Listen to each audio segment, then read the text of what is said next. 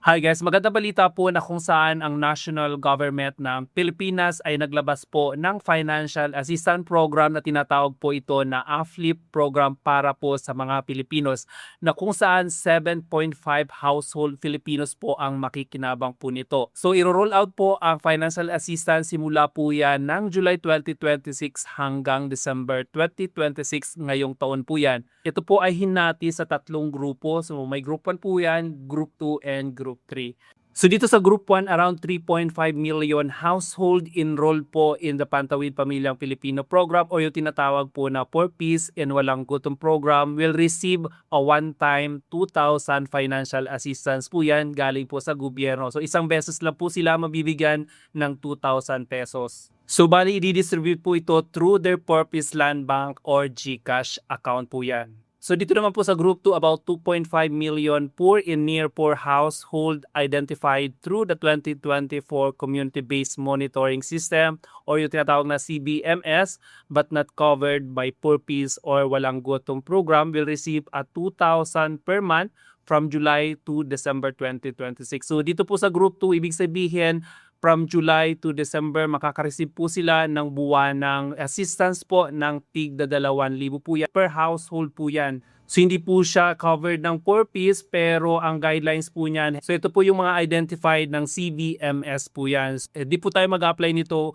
Kumbaga sila na po ang bahala sa pagpili kung papipili po tayo. Dito po yan, under po yan sa community-based monitoring system na ginawa po noong 2024. So bali yung unang buwan ay matatanggap po yan manual po. Ibig sabihin, ibibigay po sa kanila yung assistant, cash po. And then yung remaining na 5 months, ibibigay po yan through digital channel po or let's say mga bank or mga GCash po yan. Depende po yan sa gobyerno. Dito naman po sa group 3, approximately 1.5 million low-income workers and their families identified through Social Security System records po. So yung depende po dito sa group 3, yung SSS records kung saan makaka-receive din po ng 2,000 monthly from July to December subject to program guidelines po. So parang kasama na tayo dito sa group 3. So hindi po guys yung mga OFW ay hindi po covered dito sa financial assistance na binigay po ng gobyerno ng Pilipinas. So dito sa group 3, paano tinukoy? Dapat employed po kayo and then kasama kayo sa 2024 na CBMS ng PSA po yan.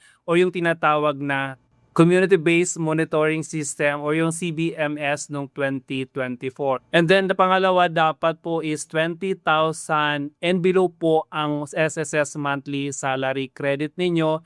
And then yung pangatlo po is dapat nakapaghulog ng contribution ng kahit isang beses noong 2025 at 2026. So magkano nga ba ang uplift assistance sa group 3? So same lang po, 2,000 buwan-buwan po yan simula July hanggang December 2026. And then meron ditong kasama sa requirements dapat daw po is enrolled kayo sa disbursement account ng SSS as of April 30, 2026 po yan. Ibig sabihin kung wala po kayong disbursement po sa SSS, so hindi kayo makakatanggap ng financial assistance. So medyo unfair po yan, no? Paano yung mga walang disbursement account po sa SSS? So ibig sabihin hindi po kayo makakatanggap ng financial assistance na 2,000 pesos po. So medyo yun lang po ang malungkot dito sa group 3. Bali po requirements po yung disbursement program kasi doon po ilalagay yung 2,000 kada buwan po ng SSS. So doon po mismo sa disbursement account nyo po sa SSS marireceive yung financial assistance. So kung wala po kayong disbursement account, ibig sabihin wala po talaga kayong matatanggap na financial assistance. Sana makatanggap po yung lahat ng nangangailangan ng ganitong programa ng gobyerno at sana hindi po mapunta sa mga kawatan and hoping na sana ma-afflict po yung mga pamilyang Filipino o yung household na makakatanggap po nitong assistance na binigay po ng gobyerno. For more information po, visit lang po kayo sa government website, sa DSW website and also sa kanilang Facebook page para sa karagdagang detalye. So yun lang guys, maraming salamat po and please follow for more.